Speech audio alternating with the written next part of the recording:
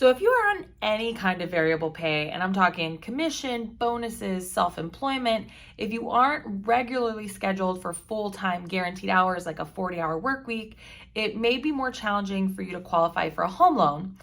Over the last year, we have seen many employers reduce hours, go back into working from home, shut down their companies.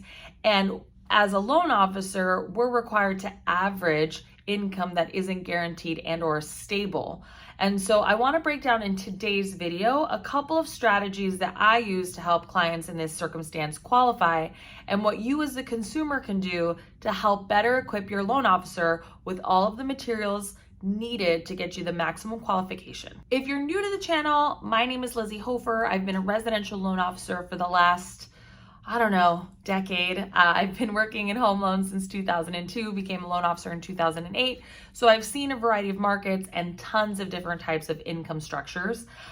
Today, I happen to be working on a weekend, and I've been working on this gal's loan who's been denied by two other lenders. She's on a fixed income. She works as a teacher's aide at a school district.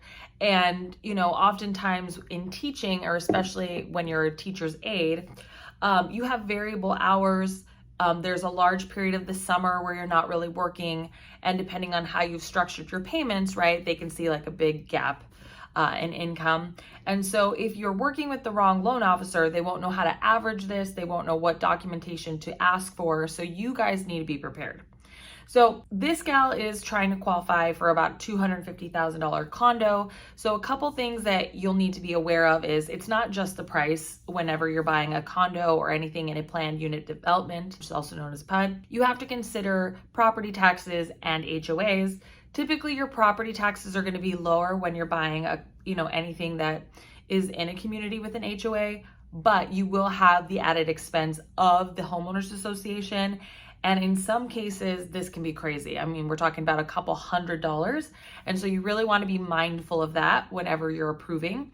So one thing that you will want to get from your loan officer is your maximum mortgage payment, and then the maximum mortgage payment inclusive of HOA, right? So you want to be able to get that ballpark figure so that way you can add and subtract or figure out how much more down payment you'll need to offset maybe a higher HOA. So in this case, this client has base pay with her teacher's aide job. She also collects Social Security, and there is a possibility of maybe pulling out some pension money. So what I'm going to first do is ask for a full verification breakdown from her employer. I haven't received that yet. So one of the things that I did ask her for was a year-end paycheck stub from the previous year, so 2020, the last paycheck she received, and the most recent one that she received at the end of the last year's school year, right? So it's been summer vacation. She hasn't earned anything in the interim. And so I need these things because I'm trying to calculate the actual hours that she worked in the last calendar year. And then I want to compare that to 2019 because she got a pretty substantial increase for 2021.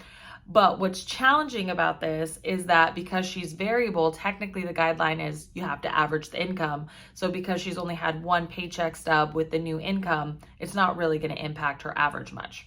So for most variable pay people, what an underwriter and a loan officer are going to do is they're just going to average the total incomes for the last 24 months. I am very specific in my income calculations, one, because I want to get the most accurate number, and two, because I find often that underwriting is super specific, and you never want your loan officer's numbers to differ from underwriting. You want them to be as close as possible. So what I am going to do in this client's case is I'm going to take her start date, which she happened to have started mid-July or end of July of 2019. So I'm going to take that, and I am going to take that date to the end of 2019, so 12/31/2019, right? I got an average of 5.3 months, and then I'm going to take all of 2020, so I do a 12-month average of that, and then she had 7 months worth of income for 2021, right? So that's a 24.3 month average, which is very close to what underwriters are going to use. In fact, I think that's actually the month average that they'll use, right? So when I do this, right, I'm just able to plug in just total balances. The figure that I come up with for income for this gal is somewhere around like $1,400, okay? Now, $1,400 isn't bad, except that she just got a $2 an hour raise to start this new school year. In addition to that, right, we know that in 2020 and 2021, there were large periods of time where children were actually not going into the classroom and they were virtual learning, which means that she was off work, right? And so unfortunately, that fiscal year average is going to stink for us. And so we have to include that in there. They're not going to allow us to omit it because she is not on a regular hourly work week. So one of the things that as a loan officer who is trying to be really creative and somebody who knows about their own income can do is you can actually get a breakdown of hours through payroll. So we're going to ask for a payroll ledger and we're going to get an average of hours, right? Because when we just do the straight up income average, right, we're at $1,400, but I can tell based on the year-end paycheck stubs, which is something I did request from the client, that she's been working on average about 1,300 hours per year. And this is inclusive of some times where she wasn't actually working due to the pandemic, okay? So because I can take that hourly average, I can now apply her new hourly rate to it. And when I include that in my figures, I actually come up with a $1,600 a month income average, right? That's a huge difference, especially when you know that per payment, it's about $5 per thousand, right? So we're adding a lot of purchasing power to her budget by simply understanding the average and supporting it with different information, right? The wrong loan officer isn't going to do all that extra work, and the consumer doesn't even know that that's a possibility, right? So if you are somebody with variable hours, this is something that you might ask your payroll department for, right? Especially if you've received a raise. Now, $1,600 in this case probably isn't going to be enough to qualify this client for the house that she's looking for. So I'm also looking for other streams of income. So I did see Social Security being deposited. Turns out she's getting a deposit for her husband passed away. So she's getting some deposits for his Social Security. So I asked for the Social Security awards letter. I also requested a copy of her tax returns to verify that she isn't filing taxes on this income. So that way I have the potential of grossing it up. And I also saw that she did an IRA rollover, right? So I know that she has some retirement funds. So I've included the Social Security now. I've tried to maximize the amount of hourly rate, and looking at her retirement funds, I'm going to suggest that she take at least a $300 to $500 net distribution from her retirement account, because that's what, you know, I have a 3-year continuance, which is an important thing. And she's of retirement age, obviously, because she's getting Social Security, to help us increase the amount of income that we have to qualify her for a home loan, right? So I'm using assets. I am maximizing the amount of hours with a new hourly rate, and I'm looking for areas where I might be able to gross up the income, right, to help maximize this approval. Now, this makes sense for this client because I happen to know that one, she has a rental unit that we can't use the income on because it's not on a tax return. I also know that the property that she is buying, while it's in a planned unit development, has a small casita that she can rent out in the back. And so I know that she has additional income streams that cannot be counted, right? Generally speaking, I don't think it makes a lot of sense to try to max yourself out just for qualifying. But if you need to be strategic about your home loan, if you know that you have met all of the SMART requirements, you know, for, you know, your budget and your assets, right? Here's some of the tips and tricks. So let's say that, you know, you're still on variable pay, but part of your variable hours is that you work a shift differential or you're getting overtime, right? I see this often, especially with nurses, with truck drivers, anybody who is working weekend shifts. And so here's why a payroll ledger is going to be so crucial, is that it gives us the amount of hours that you work on, one, the different shifts, and two, that you're working for overtime. And it shows this incrementally when you've received pay increases.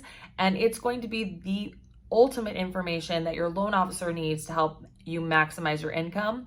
Most loan officers, I promise you, are not even going to go into this detail, and nor is an underwriter, right? No one's going to try to help you qualify for more or try to figure out what challenges you're experiencing with your purchasing power. And so that's why it's important to work with the right people. But this is information that if you know that you have like variable rates in pay, or you get shift differentials or overtime, this is something that you can do as a consumer to make it easier on yourself.